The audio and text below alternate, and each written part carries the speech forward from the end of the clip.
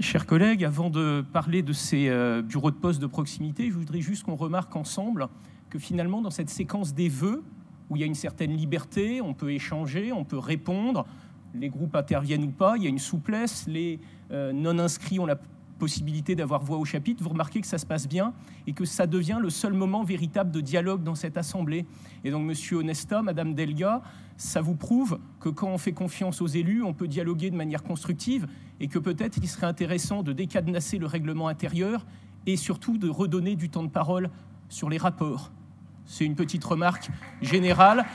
Et alors, je vous laisserai le temps, bien évidemment, oui. Ce sera décompté, mais simplement, vous constatez que le règlement fonctionne très bien, puisque tout ce que nous faisons, c'est dans le cadre du règlement, et rien n'empêche, absolument rien n'empêche que dans le débat général, on fonctionne comme dans les vœux, c'est-à-dire que l'on se réponde plutôt que chacun lise son papier, voire s'insulte. On peut fonctionner exactement pareil. C'est les mêmes règles, exactement les mêmes règles. Attention, exactement les mêmes. On va vous prendre au mot, Monsieur Onesta. Exactement, si vous êtes prêt sur la prochaine assemblée plénière à ce qu'il y ait vraiment des dialogues, des possibilités de réponse aux réponses, on va vous prendre au mot. Ça va être intéressant, ça va sortir du carcan que vous avez imposé. Il n'y a absolument pas de carcan. Vous disposez d'un temps de parole, vous le répartissez comme vous voulez. Si vous voulez que le dernier orateur de votre groupe sur tel ou tel rapport réponde à tel ou tel autre groupe qui s'est exprimé, c'est votre choix le plus absolu. Quant à la durée du temps de parole, je vous rappelle que ça appartient au président des groupes politiques. S'il décide qu'on fasse une plénière sur 3 jours au lieu d'un seul, vous aurez 3 fois plus de temps. Ce n'est pas le règlement qui le dit, ce sont les élus qui le décident.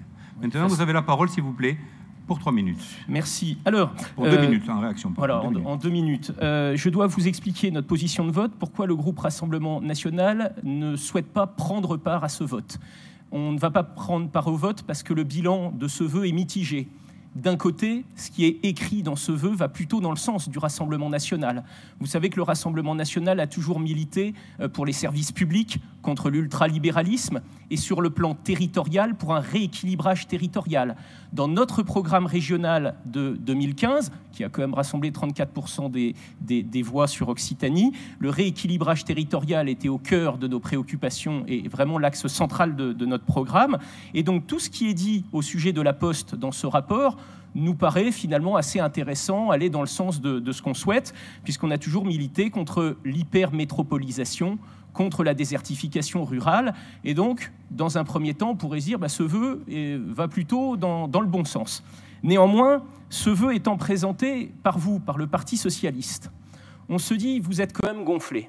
Vous avez été aux affaires pendant tant d'années. Je ne vais pas vous rappeler les mandats que vous avez eus sur le plan national, la présidence de François Hollande, les mandats que vous avez sans discontinuer entre Midi-Pyrénées et Languedoc-Roussillon, aujourd'hui fusionnés.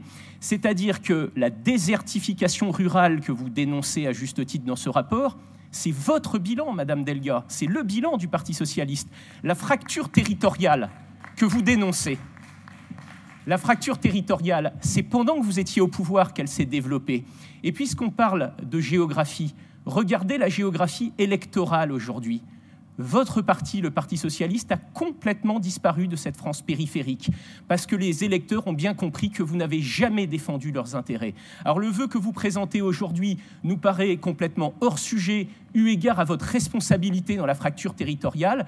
Et plutôt qu'un vœu qui nous semble totalement dérisoire, on vous invite, si c'est possible, Madame Delga, à une autocritique. Est-ce que vous êtes capable de regarder ces zones rurales, ces zones périphériques où le Parti socialiste a quasiment disparu et de vous dire que vos politiques sont peut-être l'explication de cette disparition? Si vous faites 6% sur le plan national, c'est parce que tous ces gens-là se sont sentis trahis par vous. Et le vœu que vous allez faire qui va vous racheter une bonne conscience, on ne le votera pas, vous l'avez bien compris. Mais j'aimerais bien vous entendre, puisqu'on est parti, Monsieur Onesta, sur un dialogue.